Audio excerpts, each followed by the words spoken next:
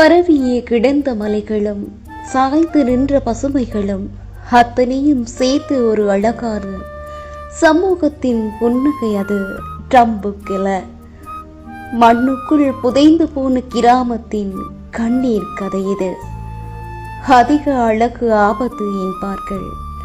துயில் கொள்ளும் வேளையில் அந்த காலை பொழுது அழகாய் மாறுவனு எண்ணிய வேளை அத்தனை கண்களும் மிருக மூடிய விழிகள் திறக்க மறுத்தன.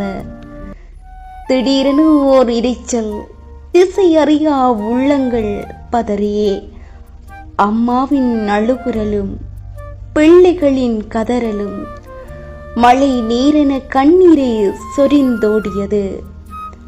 1000 கனவுகளும் ஒரு நிமிடத்தில் மலையின் அடியில் மண்ணோடு சிக்கிக் கொண்டன.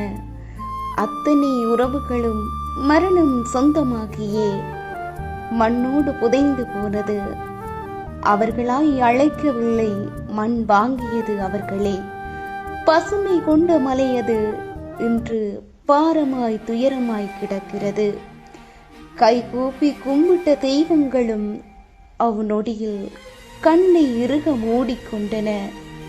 துள்ளித் திரிந்த பள்ளி சென்ற பட்டாம்பூச்சிகளும் எதிர்கால கனவுகளை சுமந்த உறவுகளும் சிறகொடிந்திய மண்ணுக்கு இரையாகின. என்று எம்முறவுகளின் வாழ்விடமே என்று புதைகுழியாய் மாறியது.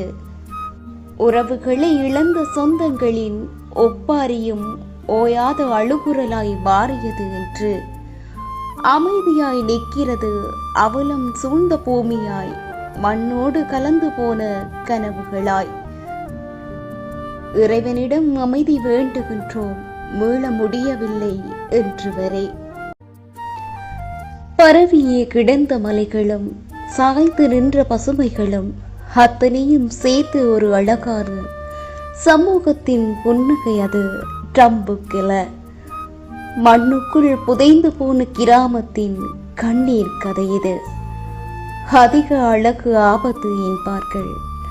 துயில் கொள்ளும் வேளையில் அந்த காலை பொழுது அழகாய் மாறுவனு எண்ணிய வேளை அத்தனை கண்களும் மிருக மூடிய விழிகள் திறக்க மறுத்தன. திடீரென ஓர் இரைச்சல், திசை அறியா உள்ளங்கள் பதறியே அம்மாவின் அழுகுரலும் பிள்ளைகளின் கதறலும் மழை நீரென கண்ணீரை சொரிந்தோடியது. 1000 கனவுகளும் ஒரு நிமிடத்தில்